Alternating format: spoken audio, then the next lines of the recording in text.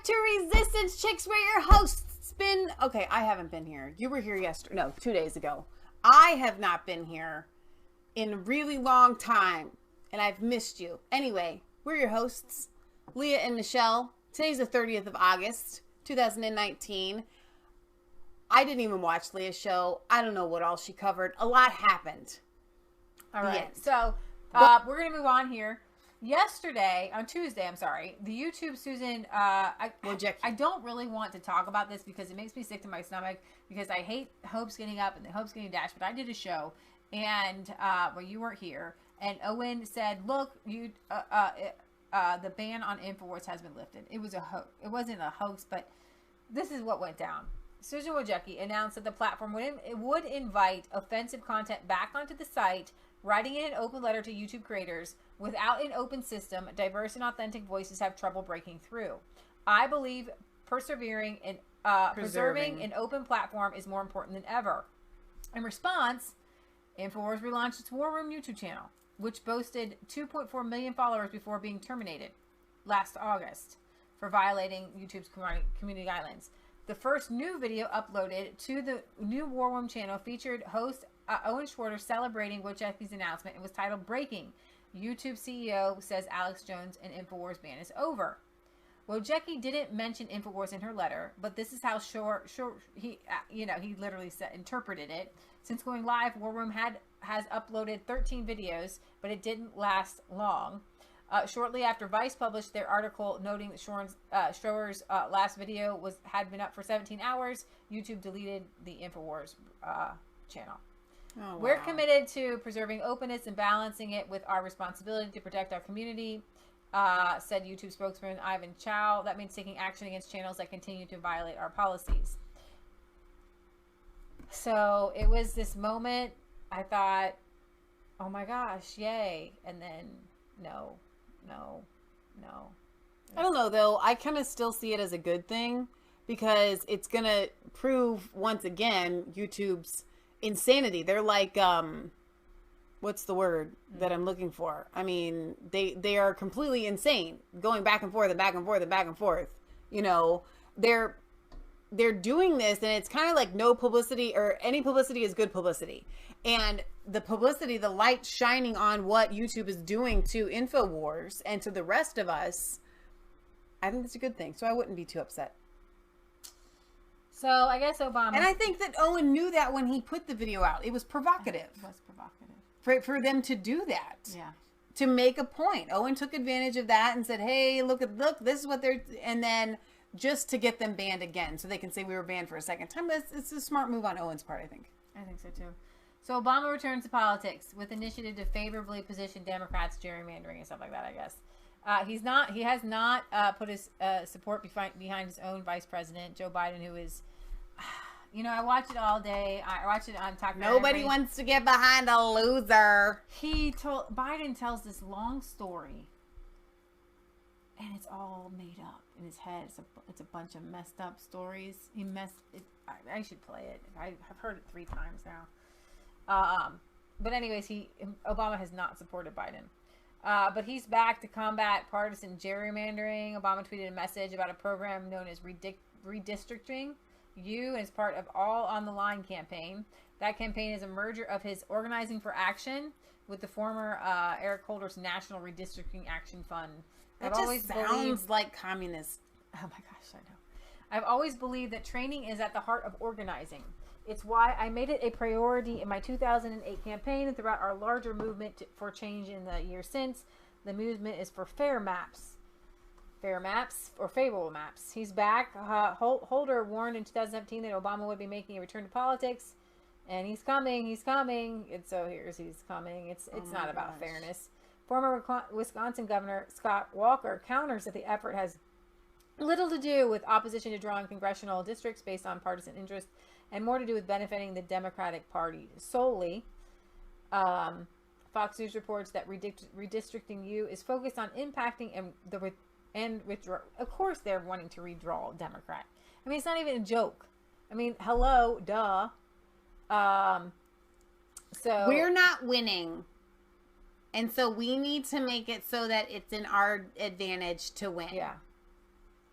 That's exactly what they're saying. Right, exactly. Let's see. So our prayers to Britt Baza, who said that his cousin, who was 51, just dropped dead. They're not really sure of what, so we'll be praying for you and your family. That's really awful. I can't even imagine, especially when you don't have any idea of what it was yet. So I'm really sorry about that. Yeah, prayers to your family. So I guess this made the news. Lawrence O'Donnell, who is crazy and weird, I can't believe he's still on television because he's neurotic. He came out with this crazy lie about Russians that he had, that Russians had co-signed loans for President Trump. Then I think they went to sue him. So Donald Trump had tweeted out totally inaccurate reporting by Lawrence O'Donnell, for which he has been forced by NBC to apologize, no different than the horrible, corrupt, and fraudulent fake news that I and many millions of great supporters have had to put up with for years. So bad for the USA. Crazy Lawrence O'Donnell, who has been calling me wrong from even before I announced my run for presidency, even being previously forced by NBC to apologize, which he did while crying, for things he said about me and The Apprentice, was again forced to apologize, this time for the most ridiculous claim of all, that Russian oligarchs co-signed loan documents for me to a guarantee, totally false, as is virtually everything else he and much of the rest of the lamestream media has said about me for years. All apologize. So, which he did while crying. I love that Trump tweeted that out. I'm sorry. Anybody that has issues with Trump's tweets, I don't even think we can, we do not see eye to eye on anything. It's hard to be friends. If you don't get the comedy of this guy, it's hilarious. No, it's not presidential. I get that. Okay? But it's transparent and it's real. And he's saying what everybody else is thinking. Okay? Everybody else wants to talk like that. Yeah, it's a little bit uncouth. Okay? But seriously, it's what I want to hear. He's saying what I want to hear, which he did while crying. I want to hear that. Because that's what I would say. Good evening, Lawrence. Good evening, Rachel. Thank you. Appreciate it. Last night on this show, I discussed information that wasn't ready for reporting. I repeated statements a single source told me about the president's finances and loan documents with Deutsche Bank, saying, if true, as I discussed the information, was simply not good enough. I did not go through the rigorous verification and standards process here at MSNBC before repeating what I heard from my source. Had it gone through that process, I would not have been permitted to report it. I should not have said it on air or posted it on Twitter. I was wrong to do so. This afternoon, attorneys for the president sent us a letter asserting the story is false. They also demanded a retraction. Tonight, we are retracting the story. We don't know whether the information is inaccurate, but the fact is we do know it wasn't ready for broadcast, and for that, I apologize. Tonight, so that's kind of a real twisted way of saying it. Oh my gosh. Oh my gosh. But he did say that the White House confirmed that it was wrong. Yeah. But then he's saying, well, but we don't know, essentially saying that the White House is lying. So I'm going to give you another little commercial break. Sanhar says, can't he just say he lied? I know, exactly. So I'm going to give you another commercial break, and this is a bad word. Okay? It's not a curse word, but it's a bad word. Now, somebody hacked Jack Dorsey's account. Oh, no. And it's now supposedly secure. And I don't even know if it's going to come up, but so they're investigating how somebody did hashtag the N-word from his account to everybody all over Twitter. No. Mm-hmm. Then there's more. Intel, there's a bomb in Twitter headquarters. Chuckling Squad. I have no idea what some of these are, but this was somebody. These are very offensive tweets. Somebody, and then messages defending Adolf Hitler. And so that was kind of the newsworthy thing of the day. Oh my. Yeah, it was pretty kind of crazy. So if you can hack Twitter, can you do something about all this shadow banning we have on there? You know what? Can we get that done? Yeah. So Prager University is taking YouTube to court. Go because Prager, they are now they're censored. And so I want to play this video, this interview here. Conservative group accusing Google-owned YouTube of unfairly restricting. If you've never seen Prager University videos, they're short videos like on topics, and they're very informative and entertaining to watch. And factual. Its conservative videos on YouTube for a number of years. Yesterday, surrounded by dozens of supporters, Prager University, also known as PragerU, took its case to the Ninth Circuit Court of Appeals in Seattle, as you can see right there. The chief marketing officer for PragerU, Craig Strazzeri, was there, and he joins us live from LA today. Craig, good morning to you. Good morning. Thanks for having me. You bet. So what's Google doing to PragerU? Google's doing to PragerU what they've been doing to us for the last 3 years, unfortunately. They continue to restrict more and more of our videos. When we initially filed our lawsuit, it was about 40 or 50 of our videos that they restricted. Now that number is up to 200. And get this, 5 of our videos on the 10 Commandments given by Dennis Prager are even restricted. So we've reached the point of absurdity. Wow. It's completely obvious, and there's so much evidence every day that they continue to restrict us simply because we're conservatives, but we're going to continue to fight back. And yesterday, I got to tell you, I was there in Seattle. It was an amazing turnout. So many Americans and students showed up to support PragerU and stand up for free speech. It was really great to see. Okay, but you know, we're not talking about the public square or a government entity. We're talking essentially about a private company operating a private service on private property. So how would that impact you? Because that's what this 3-judge panel is trying to figure out. Yeah, so the argument we made is that YouTube and Google are a public forum, and this isn't a very difficult argument to make considering the fact that they themselves call themselves a public forum. Mm-hmm. They've admitted under oath that they're a public forum. Their mission statement is to give everyone a voice. Their core values are freedom of expression and freedom of information. They hold themselves out to be a public forum. Their whole business model is based on speech. They invite the public to use their platform to speak. And they want the immunities that Section 230 of the CDA provides to neutral public forums. Right. And then they want to act like a publisher and have editorial control and restrict content that they don't like, which is clearly conservative content. But I get all of that, what you said, but at the same time, it's a private company, and they can pretty much do whatever they want. Yes and no. I mean, they could do whatever they want if they were a publisher. Otherwise, they would be opened up to a lot of lawsuits and libel lawsuits. They want that immunity, and the only way they get that is by being a public forum. And that's what our case is about, and that's what we're fighting for. Right, exactly. And that's why a number of people in Congress are talking about taking that particular get-out-of-jail-free card, essentially, is what it is, away from a lot of the big tech. Craig, YouTube put out a statement, and they say this: Google's products are not politically biased. We go to extraordinary lengths to build our products. You laughed. I'm going to ask you about that. Our products and enforce our policies in such a way that political leanings are not taken into account. Our platforms have always been about sharing information everywhere and giving many different people a voice, including PragerU, who has over 2 million subscribers on their YouTube channel. Why did you laugh there for a moment when I was reading that? It is unbelievable. It is so laughable. They continue to lie and say that they're politically neutral when every day there's more evidence. Their own employees are coming forward and admitting to targeting conservatives and targeting PragerU. And now they're really trotting out this new line. Well, PragerU has millions of views. They're so successful. How could we possibly be restricting them? Who knows how many millions of more views we would have if they didn't restrict 200 of our videos. And then they also always point to the fact that only 1.5 to 2% of their users are in restricted mode, so it's no big deal. It's just a few videos. It's just a few people. Let me tell you this. There's 1.8 billion users on YouTube, so 1.5% of those users, that's 27 to 28 million users every day who can't access 200 of our videos. That is it's just laughable. That's something. All right, Craig Strazzeri, join us. So we'll see where this goes. This could be a windfall for all of us. Yeah.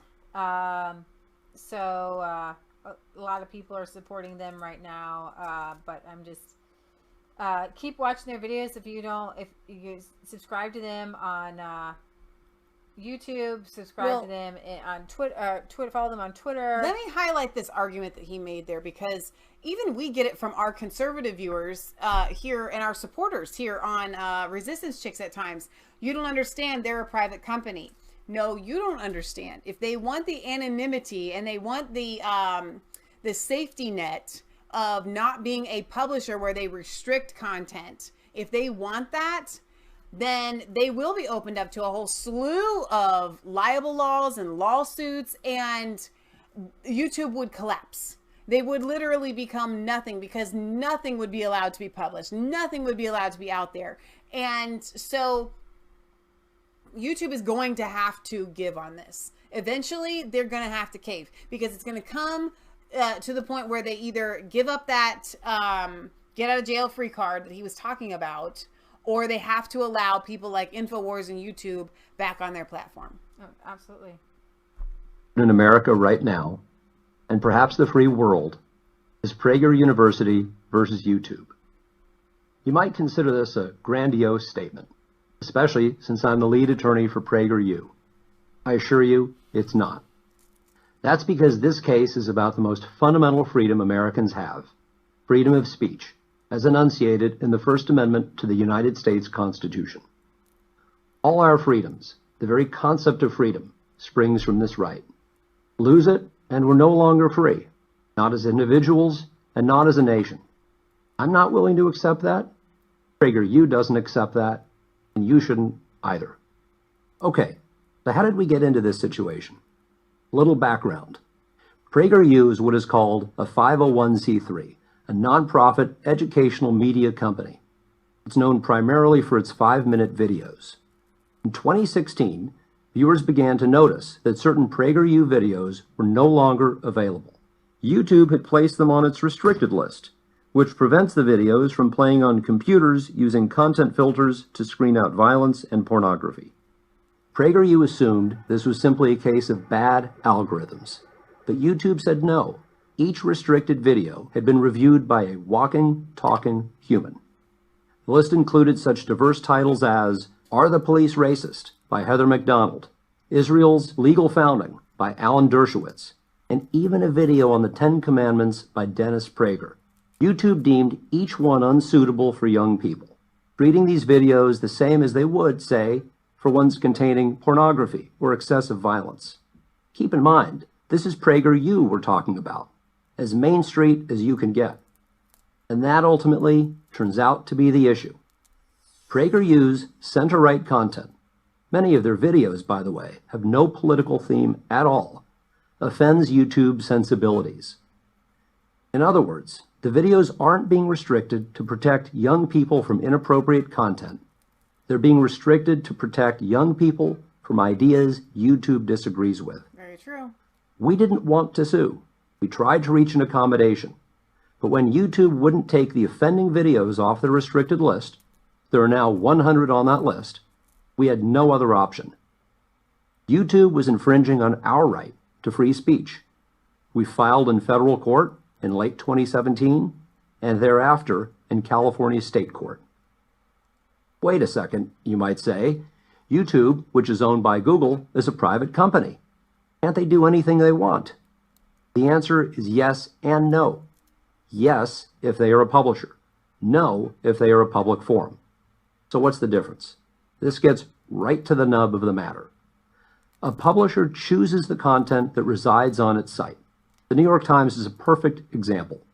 You can't write a story and just expect the New York Times to publish it. The Times chooses what appears on its pages or website, and if they publish a story that contains a malicious lie or violates copyright law, they can be sued. PragerU is also a publisher. It decides what material gets placed on its website. Most sites are publishers. In contrast, a public forum, which can be a physical location like the classic town square or a shopping mall, or a virtual location like a website, is a place that must allow individuals and organizations to exercise their free speech rights. YouTube is an example of a public forum. In fact, YouTube describes itself as a public forum. You make a video, YouTube hosts it, and anyone with an internet connection can watch it. Facebook is also a public forum, and so is Twitter. Here's why this is so important. A public forum under Section 230 of the Communications Decency Act, a law co-sponsored by Democrats and Republicans and passed by Congress in 1996, is not subject to liability for content placed on its site. If someone posts a video about how to build a bomb or writes a threatening comment, the public forum website cannot be held legally responsible for that content. That's a good thing. It gives YouTube and other public forums the chance to host a wide variety of material, from nature videos to political diatribes without fear of being sued. And it worked. And then it didn't. A few years ago, the social media giants, Google, Facebook, YouTube, and Twitter, started to behave not like public forums, but like publishers. They stopped following Section 230, which specifically requires that these websites promote a true diversity of political discourse, and began to judge content by their own political and social criteria. In other words, the social media giants want it both ways. They want the protections of a public forum and the editorial control of a publisher. We're fine if they're a publisher, and we're fine if they're a public forum. They just can't be both. If we win our legal action, YouTube will have to return to the way things were when they started. That's freedom. If we lose, YouTube gets to act as a publisher while pretending to be a public forum. That would mean much less freedom, and then eventually, no freedom. Because the most powerful internet sites on earth will determine what you see and what you don't. So basically, that was very well we're done. talking about, they're restricting you from going to the mall. They're restricting conservatives from... They're not restricting you from going to the mall. They're restricting you from being at the mall and, let's say, talking about Jesus or talking about the Ten Commandments or listing your own political beliefs. While you're standing in a public forum, the mall cop can now come up to you and say, you can't be at the mall and talk about Jesus, even if it's just amongst your friends. You have to leave. You get banned from the mall if you talk about Jesus with your friends. Exactly. And that's what it is. And that's what it boils down to. You can't do that to people in a public place. Well, it boils down to... It's kind of like the best... Are you breaking the law? Isn't the best example the telephone? Yeah, but still... The best example is... That's the most plausible explanation, but the other one is still just as valid. They can't just say, hey, because you speak about Jesus over the phone, we're going to take away your ability to or use because the phone. you threaten to hit your wife or whatever. People communicate with Facebook. Right. People communicate with Facebook like they do on their cell phones. Right. Can cell phone companies now not allow conservatives to use their... What if you're the only cell phone company? And all of a sudden you're a conservative, and that's... YouTube is one of the only places where with worldwide web hosting. Facebook is the only Facebook. There is nothing like Facebook. Well, but let me go back to the entire world is Google it, or are you on Facebook? Right. Let me go back to the example of if you threaten to hit your wife. So if you're in the mall, because this doesn't work for the telephone because they're not supposed to be monitoring you, but let's say you're in the mall and you threaten to hit your wife, you have now crossed a line of legality. Exactly. Right? So those are the guidelines that YouTube has to follow. Back. Right. So what can Google and YouTube and Facebook, what can they censor? What can they restrict on their site? It has to violate something that is legal. So if we start to have hate speech laws on the books, like Canada and Sweden and Germany, then Facebook and YouTube could start to censor things that they deemed as illegal or hate speech or whatever, because somebody is violating a law. Right? But we have freedom of speech here in the United States. So until then, that will never happen. Be safe out there. I want to end it like Lynette Zeng does on ITM Trading. Remember that shields are made of metal and not paper or promises. That's how she always ends her shows. But remember, it's not just a conspiracy theory. If it's the truth. We love you. God loves you. Don't forget to like, comment, subscribe. Patriot Gallery's been doing a great job breaking things up. Yes, thank you, Patriot segments if Gallery. you want to share some of these videos that you think are important with Speaking your of friends. Patriot Gallery, she's always got new blogs out on Resistance Chicks blogspot.com. You can find us on Isaiah58ministries.blogspot.com, resistancechicks.com. You can go there to find the latest of what we've been doing here. So, all right, you guys, we love you, and we'll see you Sunday. God bless.